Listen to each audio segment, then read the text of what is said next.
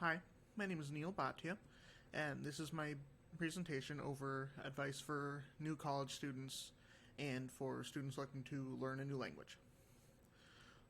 So to start off, for college students, I would recommend that you use everything you have available to you. You have a health center, a rec center, student union, sports games. You pay for a lot of stuff, and I would recommend using it as much as you can when you have the opportunity to. The next thing would be to get your textbooks used. Textbooks are extremely expensive, and I wouldn't recommend spending the money on new ones if you don't need to. Also, and any scribbles, notes, stuff filled in from former students may help you out immensely too, just to get another perspective on whatever the book is talking about. The next thing is to get involved. Odds are there's something on campus or even off campus that's going to be right for you. It doesn't have to be in your major, just whatever you're interested in. Plus, even just on campus, there's so many different clubs and activities and just stuff that's happening. You'll find something to fill your time with. Next thing is, in classes, ask for help when you need it. That's a big thing that I struggle with, is not asking for help or for clarification, or thinking that I won't be able to get help. And that's not getting help is just not true. You have your classmates who will be able to either brainstorm a solution for you or have an answer. And your professors and TAs want to help you and want to see you succeed, and they are happy to give you an answer or a solution or point you in the right direction for whatever you're worried about. The next thing is, I recommend going to class. Recently that's been a big thing for me. Is in my last semester, I have not been great about going to class, and I will admit that it's confused things a bit sometimes for me. I've missed out on some information that I may have needed, missed out on like vocab sheets or changes to the syllabus that you might need. Go to class. You may figure some things out later, get stuff from your classmates or teachers, but nothing beats being there in class in person. Next, I would definitely recommend leave your dorm room or apartment. No, I know this isn't. I'm not in a great space to say this, being in my apartment filming this right now, but a change of scenery is immensely helpful for studying and getting work done. There's normally not much to do in your dorm room anyway. Like, all I have here is my Nintendo Switch, and nothing really happens in the building anyway. And campus normally has something going on anyway.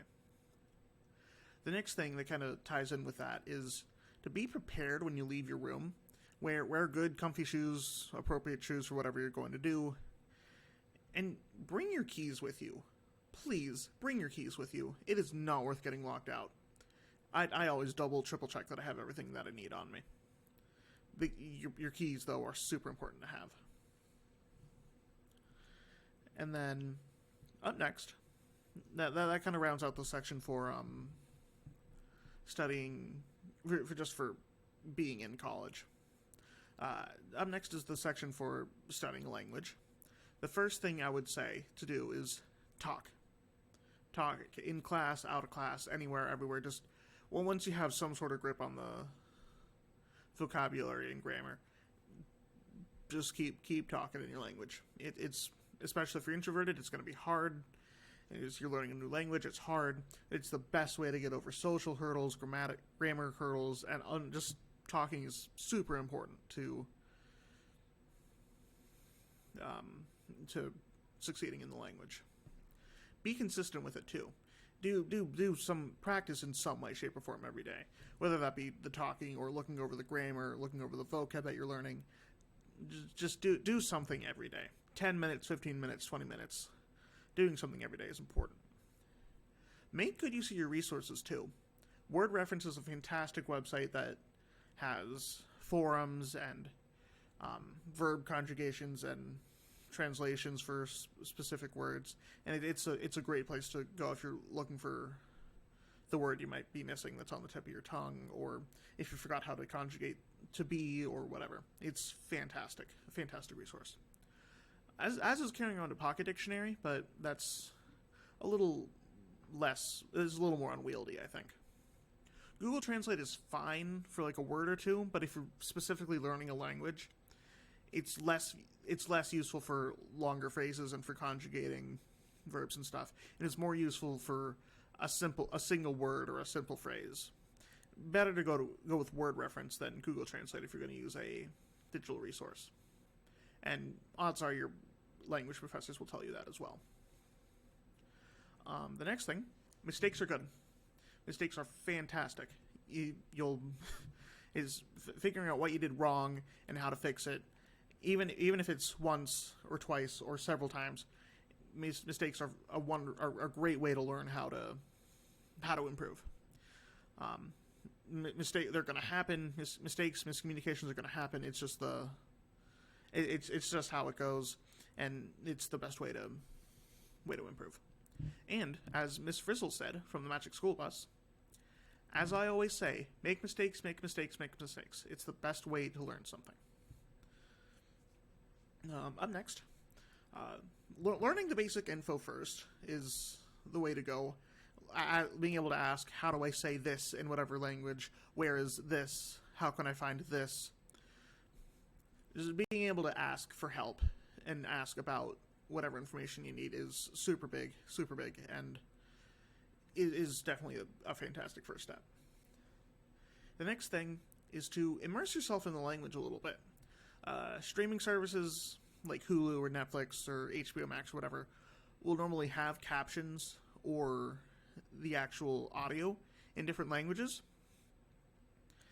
Like, I remember when I was first learning Spanish, I found Coco and Moana in Spanish and watched those, listened to those in Spanish, and was able to follow along pretty well. Especially that given I had seen them a couple times in English beforehand, but even after learning, I was able to keep up and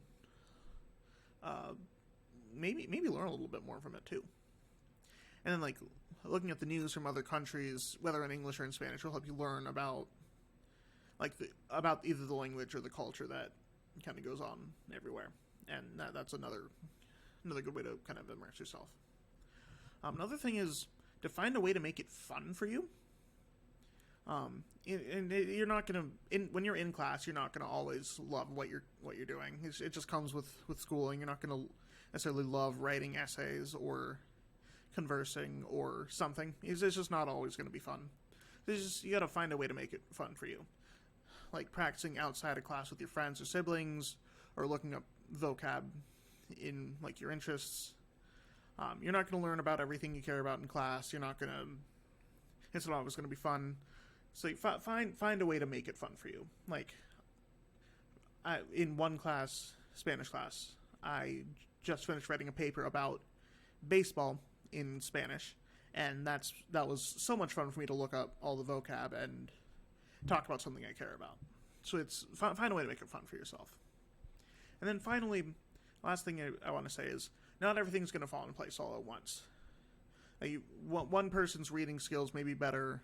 One person's listening skills may be better. It may look different between you and your friend in that class. Not everyone develops at the same rate and will be in the same place at the same time. It's just super important to notice, hey, this is what I'm doing well. This is what I'm not doing well. How can I change that? How can I improve here?